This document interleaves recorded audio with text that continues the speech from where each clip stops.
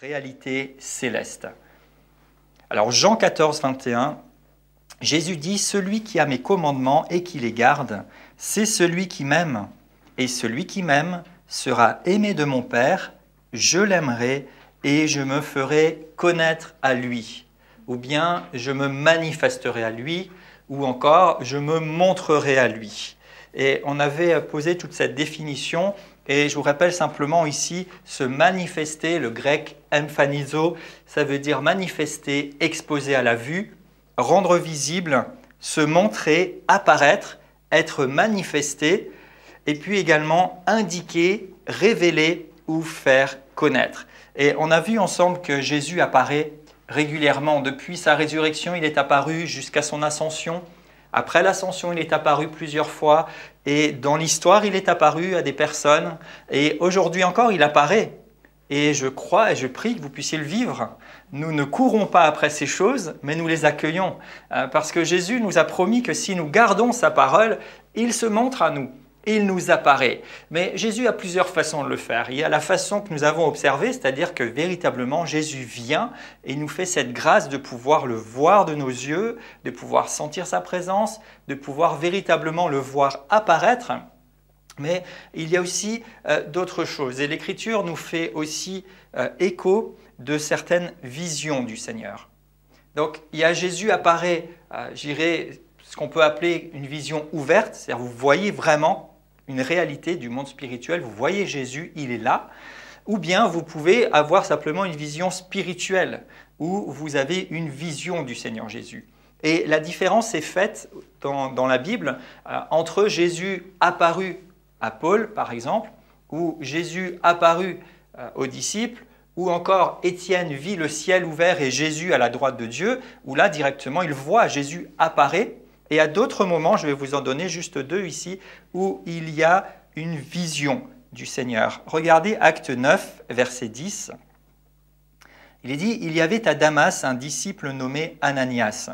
Le Seigneur lui dit dans une vision, Ananias, et au verset 12, il est dit encore « Il a vu en vision Saul, un homme du nom d'Ananias. » Donc en fait, Saul de son côté plutôt, excusez-moi, on l'a vu la dernière fois, est en chemin pour aller faire le mal, pour aller persécuter les disciples. Et lui, il voit Jésus. Il voit une grande lumière éblouissante. Il lui dit « Mais qui es-tu » Et Jésus lui dit « Je suis Jésus que tu persécutes. » Et à peu près en même temps, ou en tout cas dans une période rapprochée, Jésus va donner une vision à Ananias en disant « Voilà, il y a Saul, je l'ai rencontré, et tu vas aller vers lui, et tu vas prier pour lui. » Et d'ailleurs, Ananias n'était pas trop à l'aise parce qu'il savait qui était ce Saul. Mais dans cette vision, le Seigneur lui dit d'y aller. Et il nous est dit aussi que Saul lui-même a eu en vision qu'Ananias allait venir le voir. Donc, deux choses différentes. Jésus se manifeste, j'allais dire même physiquement, directement, ou Jésus peut se révéler aussi simplement en vision. Regardez aussi Acte 18, verset 9. Le Seigneur dit à Paul en vision pendant la nuit, « Ne crains point, mais parle et ne te tais point, car je suis avec toi, et personne ne mettra la main sur toi pour te faire du mal. Parle, car j'ai un peuple nombreux dans cette ville. » Et là encore, on a la précision, le Seigneur dit à Paul en vision pendant la nuit. Donc c'est une autre manière dont Jésus se montre, dont Jésus apparaît. Il apparaît lui-même en personne. Quand on est bien éveillé, les yeux ouverts, on peut le voir, on peut vivre sa présence concrètement et il peut aussi apparaître en vision. Donc là, c'est plutôt au niveau de notre esprit et qu'on soit réveillé, d'ailleurs, éventuellement même qu'on dorme, c'est possible. Donc Jésus vient vers nous, il peut venir vers nous lui-même en personne et on peut le voir, ou il peut venir à travers une vision. Et puis une autre façon, je l'avais juste mentionné mais sans approfondir, c'est que Jésus nous appelle à sa rencontre. Et une autre manière dont il veut se manifester à nous, c'est en nous invitant à venir, nous, vers lui. Alors il peut aussi se révéler, se manifester et agir. Et là encore, je vais, comme c'est devenu d'ailleurs une habitude, mais c'en est une bonne, je crois, vous donner plus de passages bibliques que de commentaires, mais la parole est largement bien placée pour parler d'elle-même. Donc lisons ici plusieurs passages. 2 Corinthiens 12, 2 Corinthiens 12, les versets 1 à 4. C'est encore Paul qu'on retrouve et qui nous rapporte quelque chose qu'il a vécu. Il écrit « Je connais un homme en Christ qui fut, il y a 14 ans, ravi jusqu'au 3e ciel. Si ce fut dans son corps, je ne le sais, ou si ce fut hors de son corps, je ne sais, Dieu le sait. Et je sais que cet homme, si ce fut dans son corps ou sans son corps, je ne sais, Dieu le sait, fut enlevé dans le paradis, et il entendit des paroles ineffables qu'il n'est pas permis à un homme d'exprimer. » Donc Paul nous fait part d'une expérience où il est, lui, allé à la rencontre du Seigneur dans le ciel. Dans l'Apocalypse, on a la révélation de Jésus-Christ à l'apôtre Jean, et on l'a déjà observé par rapport à cette apparition de Jésus à Jean dans Apocalypse 1.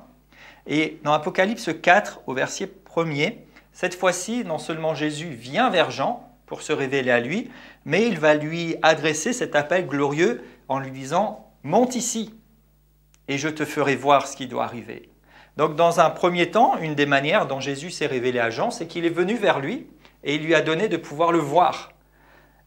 Et une autre manière, c'est qu'il lui a dit « Maintenant, toi tu viens, et tu viens voir. » Donc c'est aussi une manière dont il se révèle. Et Jésus d'ailleurs priait déjà dans Jean 17, verset 24, en disant « Père, je veux que là où je suis, ceux que tu m'as donnés soient aussi avec moi, afin qu'ils voient ma gloire, la gloire que tu m'as donnée, parce que tu m'as aimé avant la fondation du monde. » Et dans cette même prière, au verset 15, Jésus dira « Je ne te prie pas de les ôter du monde, mais de les préserver. » Et Jésus n'avait pas de problème d'identité, il savait ce qu'il voulait.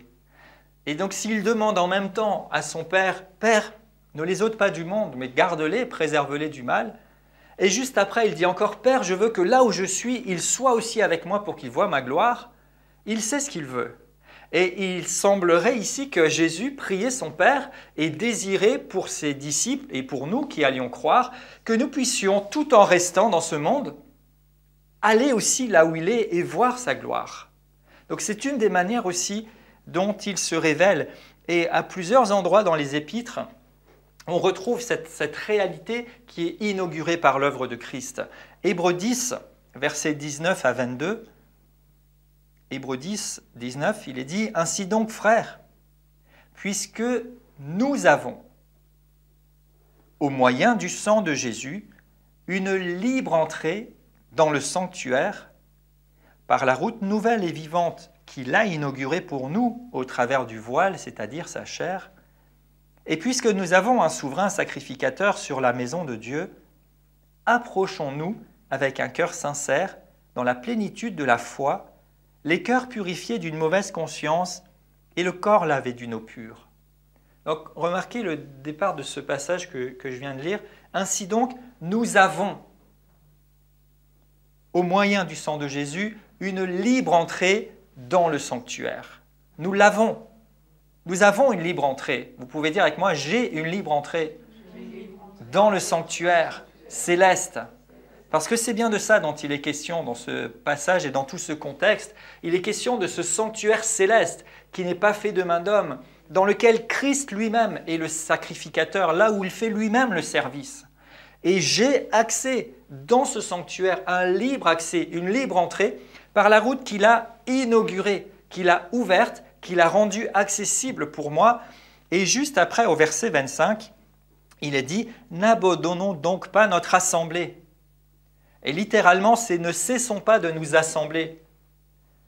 Et c'est vrai, et c'est un verset que les pasteurs aiment bien, parce que ça fait que les gens viennent à l'église. Mais il y a plus que ça. Parce qu'ici, dans le texte original, « assemblée » a le préfixe « épi ». Et le préfixe « épi », E-P-I, dans le grec, ça veut dire ce qui est au-dessus, ou ce qui est supérieur, si vous voulez. Donc ici, en réalité, il serait bon de dire « n'arrêtons pas de nous assembler plus haut ». Pour pas dire en haut. Et ça va bien avec ce contexte, parce que dans tout le contexte, il nous parle du sacerdoce de Christ, qui est maintenant dans le ciel, qui a donné un sacrifice éternel, qui est au-dessus de tous les sacrifices terrestres, qui propose un culte qui est céleste et qui n'est pas seulement terrestre. Et ensuite, il ne viendrait pas tout d'un coup dire donc continuez d'aller à l'église. C'est un peu réducteur. Même si c'est bon de venir à l'église et de nous assembler physiquement et sur la terre, mais il y a une assemblée par excellence à laquelle nous avons droit de participer et nous avons notre accès dans le sanctuaire où Christ lui-même est au service. Donc oui, Jésus peut venir nous apparaître ici sur la terre, et merci Seigneur, quelle grâce. Mais il peut aussi nous amener à nous paraître devant lui, là où il est, dans le ciel. C'est possible, ça nous appartient. Ça nous dépasse, ça c'est sûr, mais ça nous appartient. Ça nous appartient. Regardez encore Philippiens 3,20. Philippiens 3,20, notre cité à nous est dans les cieux, d'où nous attendons aussi comme sauveur le Seigneur Jésus-Christ, qui transformera le corps de notre humiliation en le rendant semblable au corps de sa gloire, par le pouvoir qu'il a de s'assujettir toutes choses. Et je ne veux pas développer le sujet du corps aujourd'hui, même s'il est super intéressant, mais en tout cas, il dit « notre cité à nous est dans les cieux ». Et là encore, littéralement, ce n'est pas juste on a une cité dans le ciel pour que dès qu'on va mourir, on sait qu'on aura une maison, j'espère la plus jolie possible, avec peut-être des géraniums devant, comme on va faire bientôt ici dans la région, et tout ça. C'est bien joli tout cet imaginaire. Mais en réalité ici, quand il dit notre cité est dans les cieux, il dit notre droit de cité. Notre droit de cité. On pourrait dire aussi notre citoyenneté. Et si vous voulez, pour votre méditation personnelle, vous pouvez chercher quand il est parlé de citoyen. Dans l'Écriture, et plusieurs fois, il est question que nous sommes citoyens des cieux et nous avons notre droit de cité. Nous avons accès comme un citoyen. Et un citoyen a le droit d'aller dans son pays d'appartenance. Un citoyen peut venir là dont il est citoyen. Et nous sommes, pour la plupart là aujourd'hui qui êtes devant moi, nous sommes citoyens français, donc nous avons le droit de venir et de nous déplacer et de nous établir un petit peu comme nous voulons, bien sûr en respectant la loi, mais sur le territoire de notre pays. Et certaines personnes ont une double citoyenneté, donc ils ont le droit de faire ça dans deux endroits différents. Mais nous avons une citoyenneté encore supérieure à ça. Nous sommes citoyens des cieux. Et notre droit de cité, c'est le ciel. C'est dans les cieux. C'est un droit. Il vous appartient. Parce que vous avez été transportés, il est dit ailleurs, du royaume des ténèbres au royaume du Fils bien-aimé. Vous êtes devenus non plus ennemis de Dieu, étrangers, mais vous êtes maintenant de la maison, vous êtes de la famille. Vous avez le droit d'avoir votre place et de venir dans les cieux. Vous avez un droit de cité. Waouh! Nous avons le droit. Nous sommes citoyens des cieux. Et dans la pensée grecque, il y a toute cette notion. Le droit de cité, c'est relié aussi à l'administration, à appartenir à une communauté, à participer à des décisions. Ce n'est pas juste, voilà, j'ai le droit d'être là, mais j'ai le droit de faire partie. On pourrait dire plus justement. Nous appartenons et nous avons le droit de faire partie des cieux. Et d'ailleurs, si on doit aller un petit peu plus loin, et vous savez pour plusieurs, mais nous sommes appelés à être ambassadeurs de Christ sur la terre. Donc c'est que nous appartenons à un autre royaume, et nous sommes les représentants sur la terre. Et nous en sommes représentants pour pouvoir, comme quelqu'un le priait ce matin, amener des choses du ciel sur la terre. C'est notre rôle. Mais comment on peut ramener les choses du ciel si on n'y va pas? Comment je peux ramener quelque chose du magasin qui est en haut de la rue si je ne me prends pas la peine d'aller dans le magasin pour prendre et payer? Et nous avons quelque chose de merveilleux, c'est que nous pouvons aller dans plus qu'un magasin, c'est le ciel lui-même. Et nous pouvons prendre et prendre gratuitement parce que quelqu'un a payé. Jésus a payé. Il a payé de sa vie, il a payé de son sang, il a payé de tout ce qu'il est. Il a abandonné sa gloire. Il est mort à notre place. Il a porté ma condamnation, mon jugement. Il a porté mon indignité. Il a porté mes limites. Il a porté tout ce qui me retient pour que j'ai le droit d'aller là où il est, dans le ciel. Et pour qu'alors en lui, comme dit l'Écriture, notamment dans Éphésiens 1,10 et ailleurs encore, que toute chose soit réunie en Christ. celles qui sont dans les cieux et celles qui sont sur la terre. Donc nous sommes le choix de Dieu pour que les choses célestes puissent rencontrer les choses terrestres. Et Jésus lui-même se manifeste et vient, donc là c'est le céleste qui vient sur la terre, mais il nous donne aussi la possibilité et il nous appelle à vivre le céleste. Et je vais de nouveau vous donner quelques témoignages ici, extraits de différents récits de l'histoire des réveils. Et je le ferai plusieurs fois dans cette série, parce que je crois que c'est bon aussi de s'encourager et de bâtir notre espérance et notre attente par rapport à ce que d'autres ont vécu avant nous. Vous savez, la Bible dit, prenez exemple de vos prédécesseurs pour les imiter dans leur foi et aussi pour éviter de faire les mêmes bêtises qu'eux. Et on a des prédécesseurs dans l'Écriture, mais on a aussi des prédécesseurs dans l'histoire qui laissent une trace. Et sur ce sujet du céleste, ou des réalités célestes, on a des traces dans l'histoire. Là aussi, ce n'est pas nouveau. Vous savez, quelquefois, on pourrait opposer comme argument de dire « oui, vous sortez des nouveaux trucs de je ne sais où ». Ce n'est pas si nouveau. Déjà, c'était déjà dans l'Écriture. Et ensuite, des personnes l'ont vécu bien avant nous. Et bien sûr que ça a été certainement combattu en leur temps, mais ce n'est pas si nouveau que ça. Alors, un premier témoignage qui date des années 1500, de Thérèse d'Avila, qui a vécu de 1515 à 1582. Et il est dit d'elle qu'elle avait souvent des extases spirituelles. Et dans ses écrits, elle parle de céleste folie, de glorieux délires, dans lesquels elle ne sait plus si elle rit, si elle pleure, si elle chante ou si elle ne fait rien. Alors vous allez dire, ouais, qu'est-ce que tu nous as encore sorti là? Ah oui, mais il y a des gens qui ont vécu ce genre de choses. Et donc elle parle de céleste folie ou d'extase spirituelle. Et rappelez-vous que Jean parlera d'extase, il dit « je fus en extase ». Et Paul aussi dira « j'étais en prière et je fus en extase », on l'a vu la dernière fois, et je vis le Seigneur.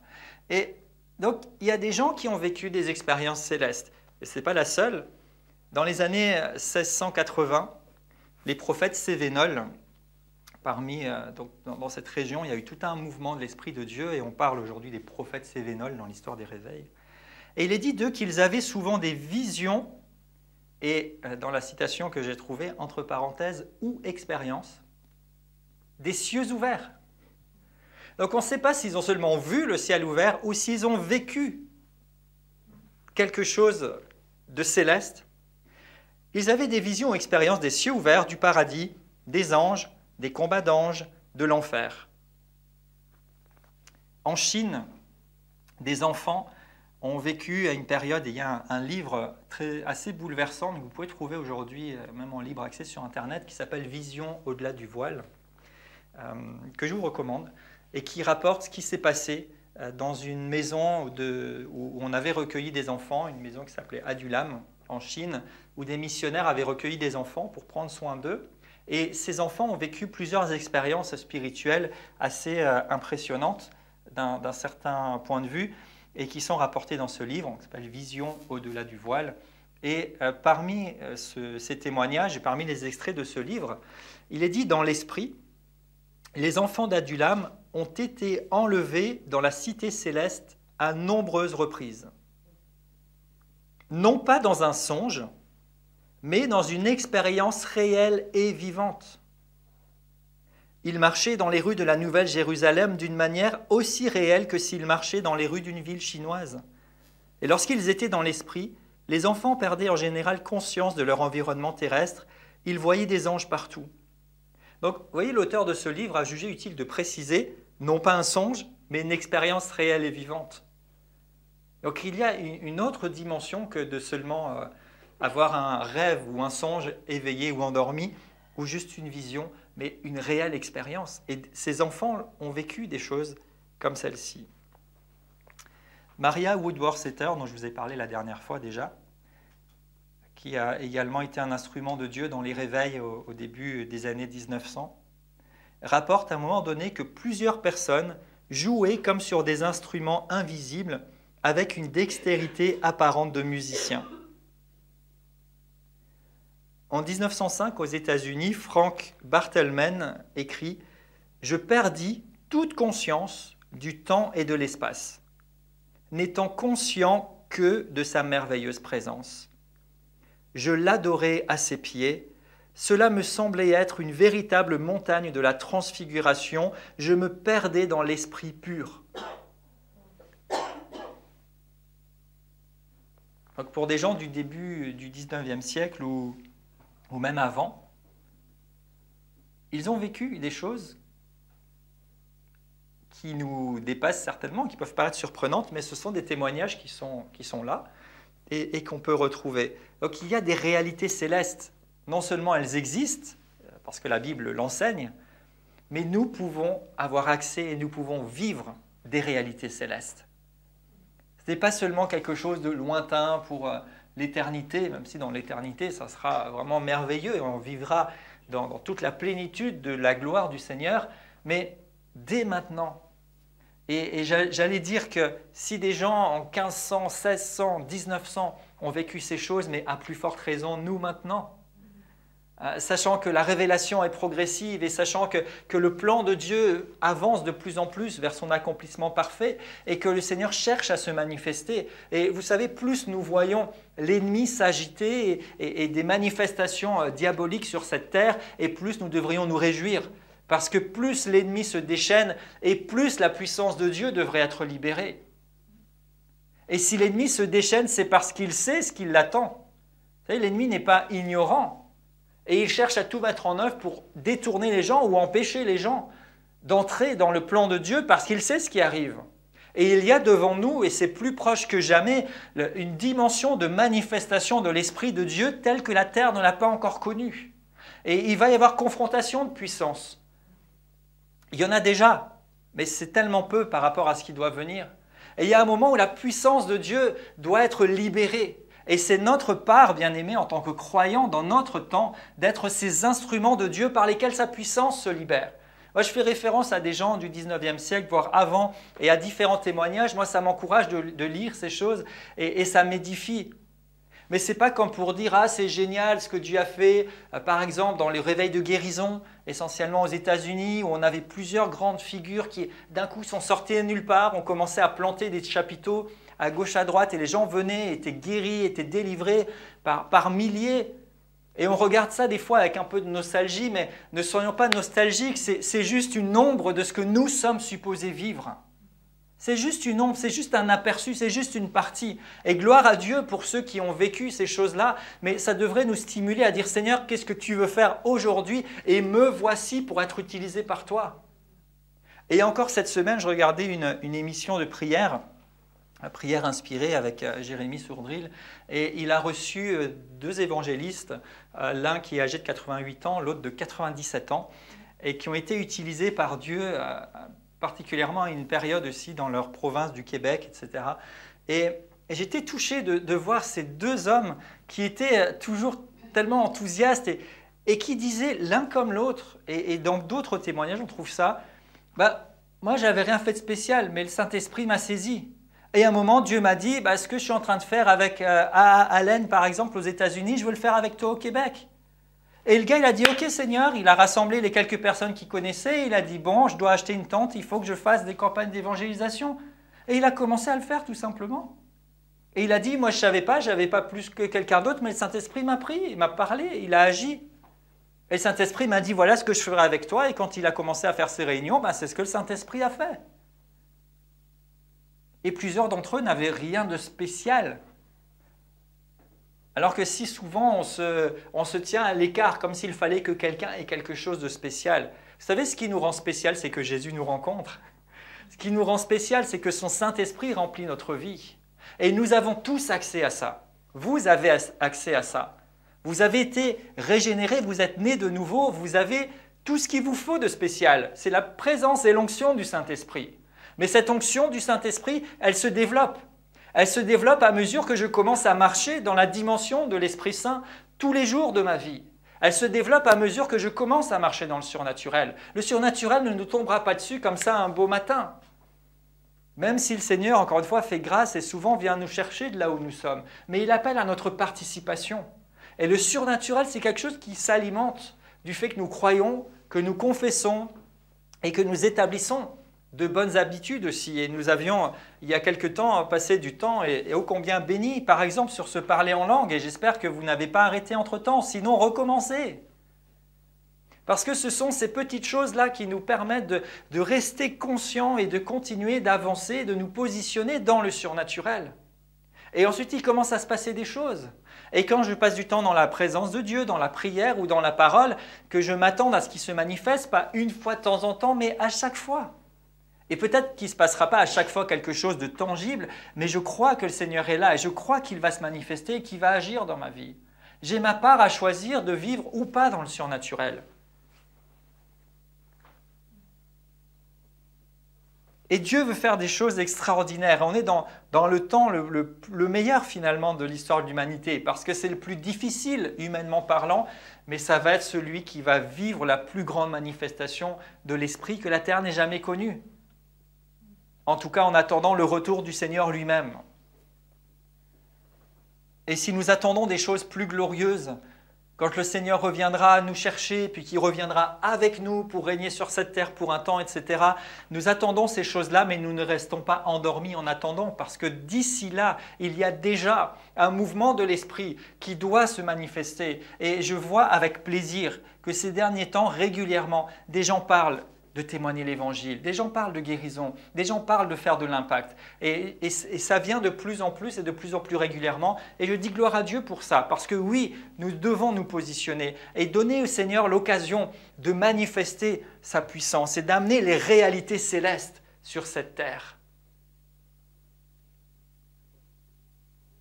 Des contemporains, maintenant, on va se rapprocher un peu dans le temps, nous rapportent aussi des expériences des réalités célestes. En 1994, dans l'église Vineyard, qui a été aussi utilisée pendant toute une période par le Seigneur pour amener un mouvement de l'esprit et notamment le mouvement du vin nouveau, alors avec les très bonnes choses qui étaient dedans, avec malheureusement aussi les excès qu'il y a eu par la suite.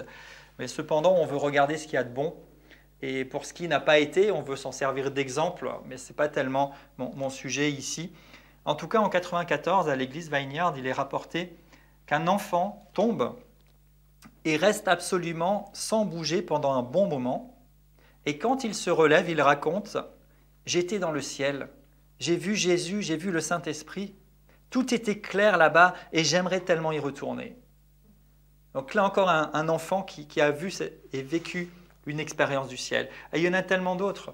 Il y en a tellement d'autres. J'ai entendu un témoignage il y a quelques temps d'un certain Pierre Nyankok qui rapporte aussi qu'il a vécu des choses au ciel, mais ce n'est pas le seul, il y en a plusieurs et il y en a dans différentes générations et dans différents pays, un petit peu partout. Et certains disent avoir eu des visions, d'autres disent être allés au ciel et d'autres disent ne pas savoir déterminer est-ce que un peu comme disait Paul, est-ce que c'était avec mon corps ou pas, mais en tout cas, une chose est certaine, c'est qu'ils ont vécu les réalités célestes.